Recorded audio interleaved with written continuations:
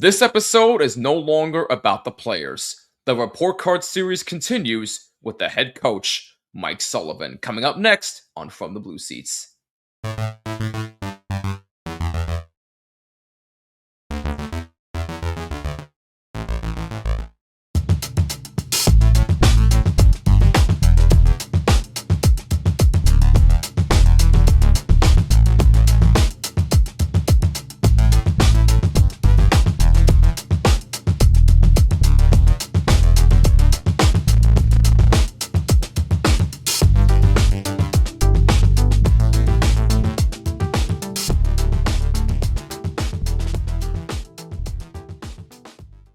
It all comes down to this: a best of 7 battle, and DraftKings has you covered every step of the way. The DraftKings Sports app is now available in all 50 states and includes all markets. Sweat every shift of the series, all in one place with one app. New DraftKings customers sign up with code THPN, spend $5, and get $200 in rewards within 21 days. That's code THPN in partnership with DraftKings. The crown is yours.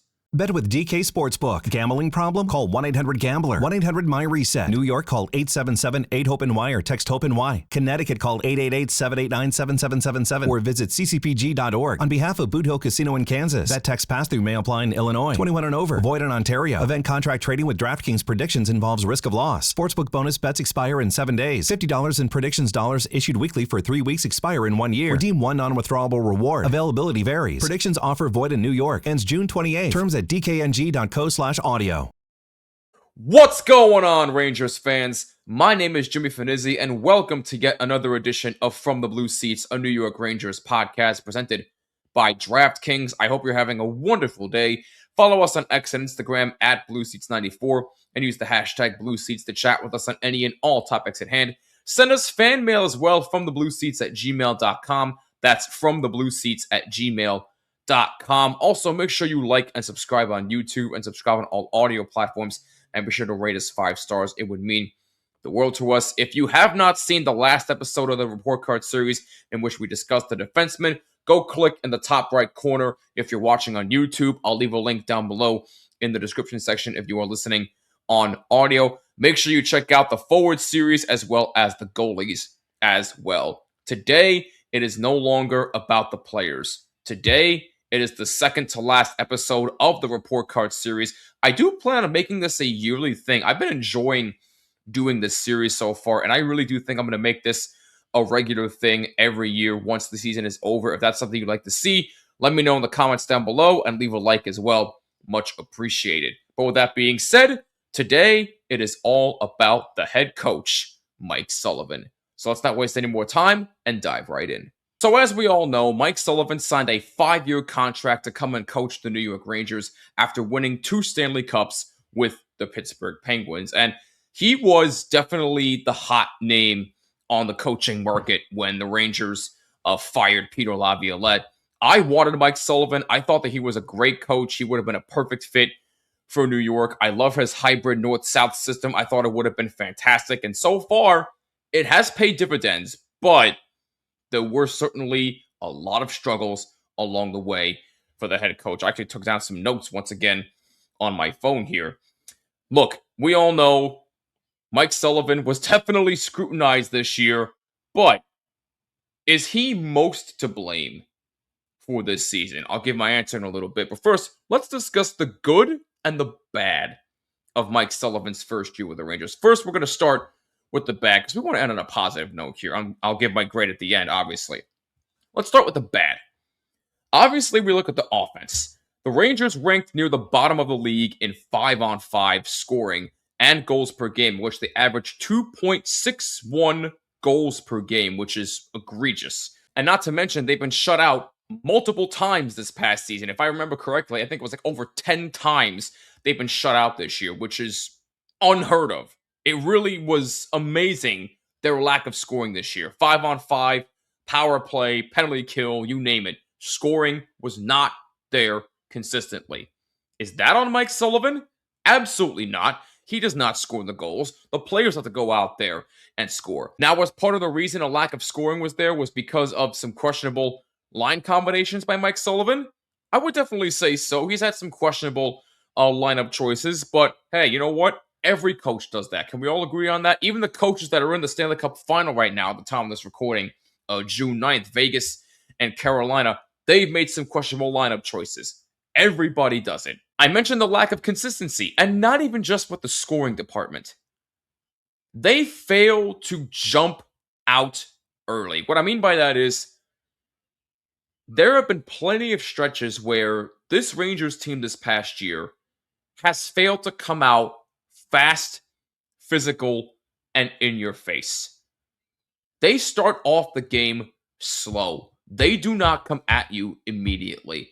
And there were a lot of bad games as a result of that. And Mike Sullivan is a guy that preaches a high grind and physical type of tempo. He did that with the Pittsburgh Penguins too. Now, the players obviously were not getting that message because, like I said, the consistency was not there. Is that a Sullivan problem or is that a player problem? Look, a coach can repeat the message as many times as he wants. If the product is not shown on the ice, that is a player problem. Is he completely blameless? No, but it is a majority of a player issue. That's why there was a lack of consistency. There is something I will criticize Mike Sullivan about. His stubbornness. He is very, very stubborn. Sometimes that can be a good thing, but this year, it really was bad. And what do I mean by stubbornness? He relied way too much on the veteran players to go out there and get some ice time, than have these young kids go out there and get the ice time that they deserve. Now, look, the veteran guys, they want to put up numbers. I get it. You know, Zibanejad, we know he had the best season of his career so far in a year where everything went wrong. So props to Zibanejad there. Artemi Panarin, even though it wasn't his Panarin-like year, he still went out there and did his thing, and then he got traded to the LA Kings in January. But Alexis Lafreniere, we all saw how much he struggled up until the latter half of the year in which he finally turned it on after Panarin got traded. Braden Schneider struggled. Will Borgen struggled. I mean, go up and down the roster. These young kids were struggling, and it was because they were not getting enough ice time and not enough time to develop, because Mike Sullivan was stubborn to rely on these veterans too much, when that's not fair to the young kids who deserve more of a chance to grow and develop and learn from whatever mistakes they make on the ice. That I will criticize Mike Sullivan about. He needs to know better than that. With that being said, though, let's talk about some of the good in Mike Sullivan's first season. First and foremost, the roster navigation. Through various lineup changes, Sullivan maintained the trust of the Rangers' veteran core and kept morale steady despite periods of offensive turbulence. Now, this is where stubbornness can be a good thing for Mike Sullivan, because despite the fact that he was too stubborn and relying on his veteran players, I do understand why, because they were able to remain calm, cool, and collected despite the fact that the season has gone horribly wrong, and he wanted to keep gaining their trust. And for the most part, the veterans did trust him. But again, it all comes down to consistency, and it just wasn't there. But I do appreciate Mike Sullivan for keeping up the morale with his veteran players and getting that core to fully trust his system, because for the most part, his system has worked. Like I said, it's a hybrid north-south type of system, and it seems to be the right fit for this Ranger team. But again, the problem is the scoring was not there, and they did not start games fast enough. Another thing is the defense. Now, we all know I've been clamoring on the defense about the Rangers for many, many years. Even before I started this show, I've been clamoring about their defense. But under Mike Sullivan, that defense was the best I've seen it. Especially with Vlad Gavrikov paired with Adam Fox. I mean, have you watched those two play this year? That two might be the best 1-2 punch defensively that I've ever seen in my lifetime watching this team. Now look, half the time, obviously, there were defensive lapses, but for the most part, they were able to tighten up their defensive zone coverage. They were able to generate traffic in front of Shesterkin and Quick, even though Quick and Shesterkin, by many fan standards, didn't really have their best years, but I would say Shesterkin had a great year. Quick did not have a good year, even though he retired now, and congrats to Jonathan Quick again. But they were able to tighten up defensive zone coverage. They were able to block shots.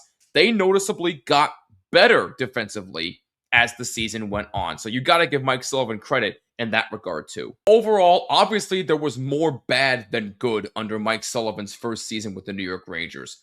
But I will say this. I really don't know what more Mike Sullivan could have done with a roster like this. He literally did everything that he possibly could. And the message just was not getting through with the players. Up until the Olympic break. Ever since the Olympic break, they were the hottest team in hockey, even though they failed to make the playoffs again for the second straight year. I think what Mike Sullivan finally realized after the Olympic break is that he needs to give these young kids a chance. And with the roster that Chris Drury built, and with his retool that he's trying to do, even though I think he might actually be onto something here, we'll see what happens this summer. But Mike Sullivan started to realize, hey, these young kids actually do need a chance, and I've been too stubborn. That's another good thing that I saw.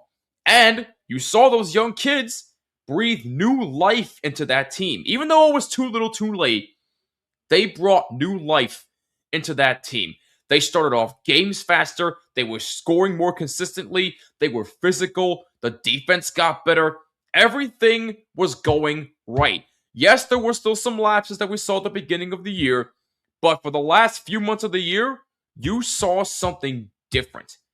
If this roster, with these young kids, get more chances than they deserve under Mike Sullivan this year, I think we're looking at a potential playoff contender, not Stanley Cup contender. We're looking at playoff contenders next year for this New York Ranger team. Now, again, we'll see what Chris Drury does as far as trades and roster moves, and we'll see what happens in the draft. But I'm really excited for the future of this team. The future is definitely bright with these young kids and the veterans like Zibanejad, Fox, and Trocheck, hopefully, coming back to the fold. I'm really, really excited to see what Sullivan can bring to the table for this team this upcoming season. Overall, again, more good than bad for Mike Sullivan, but like I said, I really don't know what more he could have done with a team like this. He did everything he could. Again, yes, there was more bad than good, but with what he had, I thought he had a solid first campaign with the New York Rangers, even though there still needs to be some tightening up. But overall, I like what I saw, but I definitely want to see some improvement. So because of that, I'm going to give Mike Sullivan, for his first year as a coach of the New York Rangers, a C+. C+. I think that's a fair grade. I give him a C+. But let's say what grade would you give Mike Sullivan in his first year with the New York Rangers? Let me know in the comments down below on YouTube and on all social media, X and Instagram, at BlueSeats94, and use hashtag BlueSeats. Send us fan mail as well from theblueseats@gmail.com.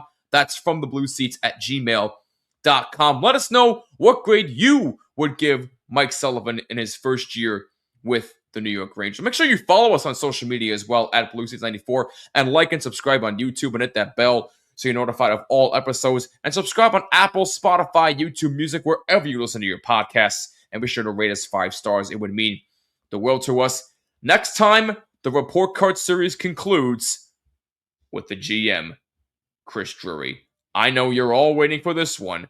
And hey, I might have some help. I'm not sure yet, but I might work on getting some help for this one because I need a full-on breakdown for this one. So stay tuned. Next time, we will conclude this series with Chris Drury.